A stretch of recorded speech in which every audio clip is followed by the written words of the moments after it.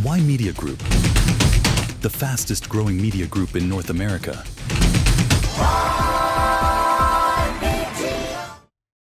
Still on Asia only, let's go to Pakistan, and I have two pieces of information. DG ISPR, a Lieutenant General ranking official, has called Imran Khan as delusional. Is Imran Khan still a threat to Asim Munir, sir? I'll answer, this is a two-part question. You're right, you're absolutely right. The press conference that recently was conducted by DG ISPR, in that press conference, not only delusional, but there were so many other words being used that Imran Khan, without naming actually, during the entire press conference, and one of the reporters asked as well that you didn't name Imran Khan, and we're all assuming, everyone knows that during this press conference, the Pakistan's army officer was definitely alluding towards Imran Khan, but they didn't name them. Without naming, they called him narcissist, and delusional, and also, more importantly, a security threat. So the entire organization, Pakistan Tehreek-e-Insaf, and mainly they've targeted Imran Khan as a security threat. And there was a lot of discussion after this press conference, and during the press conference, they said, "Tum ho kaun?" I mean, who are you? That was the main question asked. I mean, and the other point during the press conference, which was made by the army establishment, was that Imran Khan is, not only trying to instigate hatred towards the army or the army generals in particular, but he's also a national security threat, and maybe he has built ties with India, Afghanistan, and these are all, there was very serious allegations. These are very serious allegations against Imran Khan. And there was a repeat afterwards.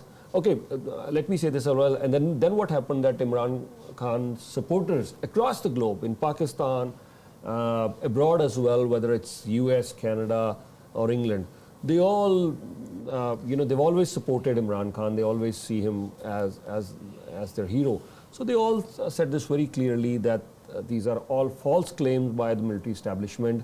For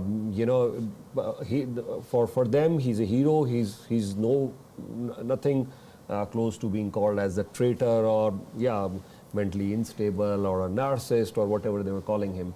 And then the Defense Minister Khwaja Asif, he clearly mentioned this thing that yes, Imran Khan's sisters, they were talking to Indian media, so they are also traitors as well. So there are a lot of allegations and counter allegations flying across.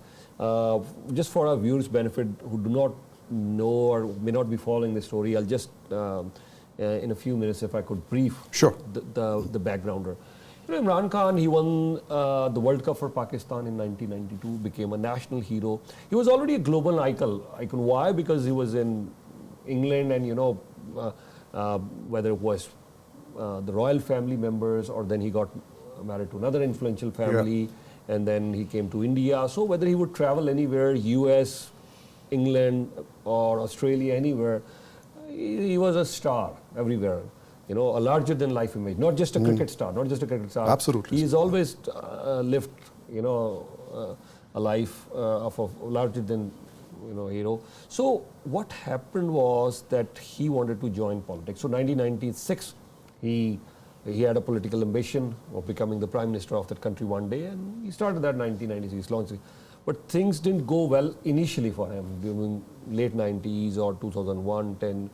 But eventually, let's fast forward that in 2018, Imran Khan finally became the Prime Minister of Pakistan. His tenure would have ended in 2023, but 2022, with the no confidence motion, he was removed from the position as a Prime Minister. Now, there are many stories. Of course, former Prime Minister Imran Khan has alleged on behalf of US this has been done, and of course he would point fingers at the military establishment as well. The opposition would always say that you were brought in 2018 with the support of the army, so you were brought there. So why you're making these allegations now? But Imran Khan supporters have always contended that no, the 2018 elections were free and fair, the 151 seats that they got, and no other party would reach to triple digits in the National Assembly, and there were free and fair elections. Now 2022, he was removed. 2023, he was arrested in May 2023, And we all know about the 9th May incidents, when what happened that yes, there were many people who ransacked the GHQ, the army headquarters there on 9th May. And 9th May has been talked a lot about in the history of Pakistan. Now, the supporters of Pakistan Tehreek-e-Insaf or Imran Khan, excuse me, they would always say no, this was all orchestrated by the establishment. It was not Imran Khan supporters who would do that. Now Imran Khan's supporters, they would always say this thing that no, we didn't have to do anything with this. But after that, there was more crackdown. October 2023, Imran Khan was arrested. He was put behind the bars. Then came some more charges. NAB, that's National Accountability Bureau, allegations of corruption. Then he was sentenced for 14 years in one case. So cases after cases against Imran Khan. Now a parallel story I would share. Of course, we all know there were two main political parties. One is the Pakistan Muslim League Noon, led by Nawaz Sharif, and now, of course, he's still the leader, but then his younger brother, Nawaz Sharif, Shahbaz Sharif, is the current Prime Minister of Pakistan, and Nawaz Sharif's daughter, Maryam Nawaz Sharif, is the Chief Minister of Punjab. So this is one political party which has seen so many ups and downs. Then you have the People's Party of Pakistan, Zardari Saab, you know, he's the main leader. But then other than him, his son now, Bilawal Bhutto Zardari, he's been the former Foreign Affairs Minister. Now, of course, there are aspirations that Zardari wants his son, Bilawal, to become the next Prime Minister of Pakistan. So these are two groups there. And then you have the military establishment. We've seen that earlier as well with whether it was Ziaul Haq, whether it was Yahya Khan, whether it was General Pervez Musharraf, you know, directly or indirectly, with martial law, without martial law, they were always the de facto rulers of Pakistan. Fast forward there, you know, there were General Ashfaq Kiani or General Bajwa, and now finally here comes General Asim Munir. General Asim Munir, you know, he also became the head of ISI.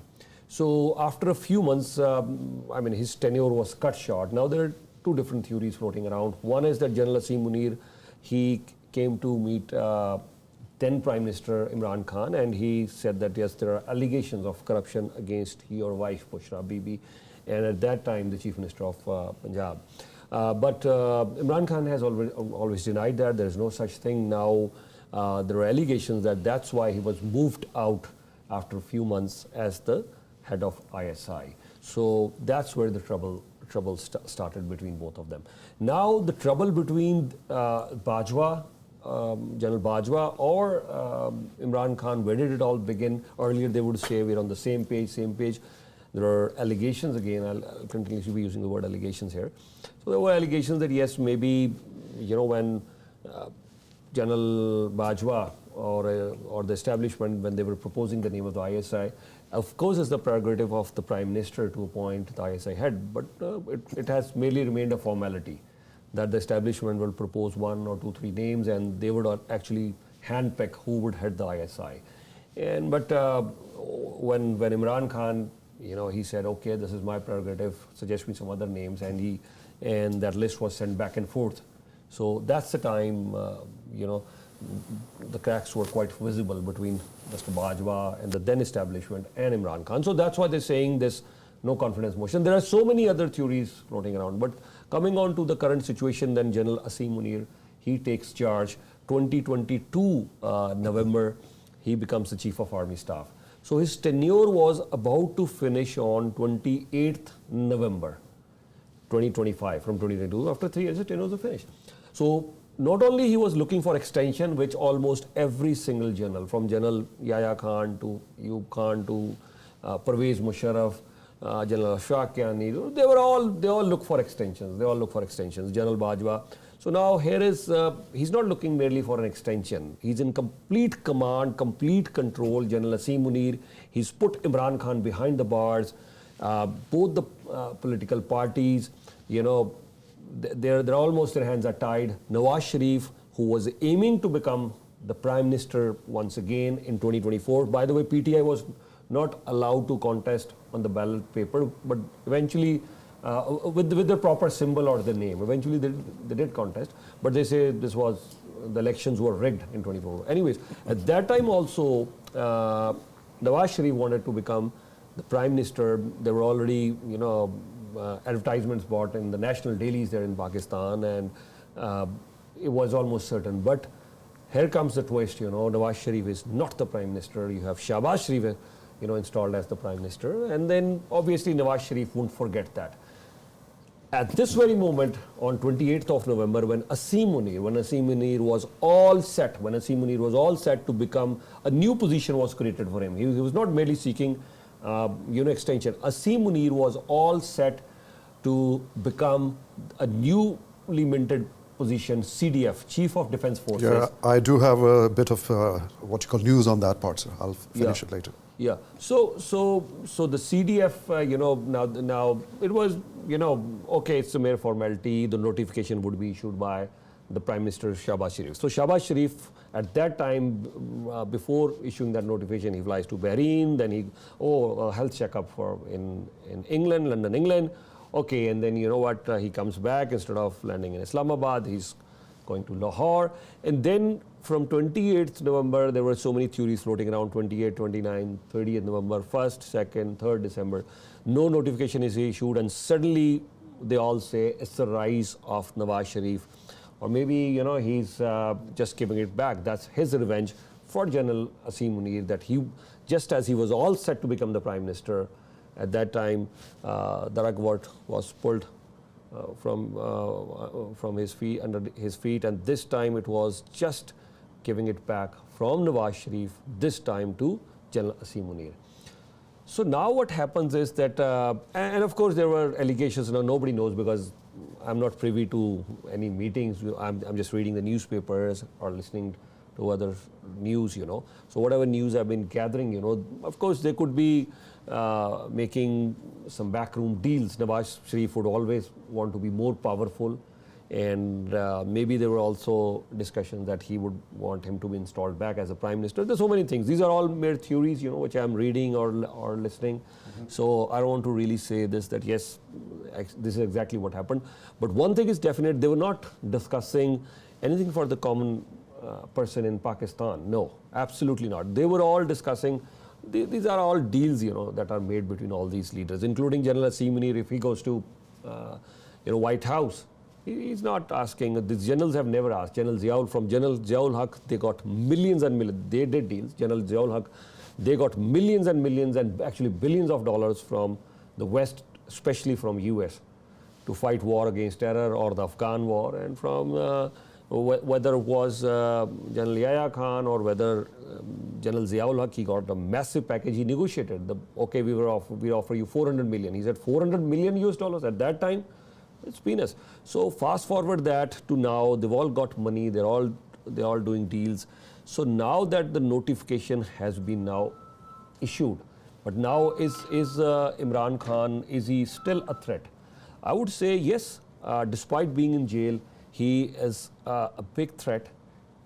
He doesn't have access to the outside world, but he's been able to mobilize the youth. He's been able to mobilize many supporters, not only in Pakistan, but across the globe. Many Pakistanis who live abroad, they support Imran Khan. We get calls on our radio show, on our TV show, and most of my friends who are from Pakistan, most of them, they support Imran Khan. And continuing on the same line, sir, Field Marshal has been confirmed as a CDF. Yeah. I'd like to read, the President, on the advice of the Prime Minister, is pleased to appoint him as the Chief of Defence Staff for 5 years.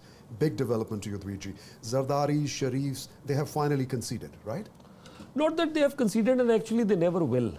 It's, they're not going to concede or accept defeat, because whether Nawaz Sharif was behind the bars, he was confined to prison with his fight against General Pervez Musharraf. But even behind the bars, he has his international relationship set up, and there were many international parties willing to give, sureties that, okay, just send him in exile, General Musharraf, if you will, and we will make sure he'll never come back to Pakistan, he'll never join politics. And then he was sent abroad. During that was his fight with General Pervez Musharraf, but he still comes back. Then his fight with Imran Khan. He was not being let out, but on the grounds that his health is really in bad shape. He could even lose his life. So he was again let out. He was again let to go abroad. But here comes Nawaz Sharif back to Pakistan in politics, very active. So the fight against General Asim Munir, the generals have eventually lost. We saw what happened with Yahya Khan. We saw what happened with General Ziaul Haq. Of course, that was a very, very tragic. We saw what happened with General Pervez Musharraf, this blue-eyed boy of US. He was not, in his last stages when he had severe health issues, he was not even being allowed to visit US. So Pakistan also, there were cases running against him, allegations of disproportionate assets, and so many other things. Why Media Group? The fastest growing media group in North America.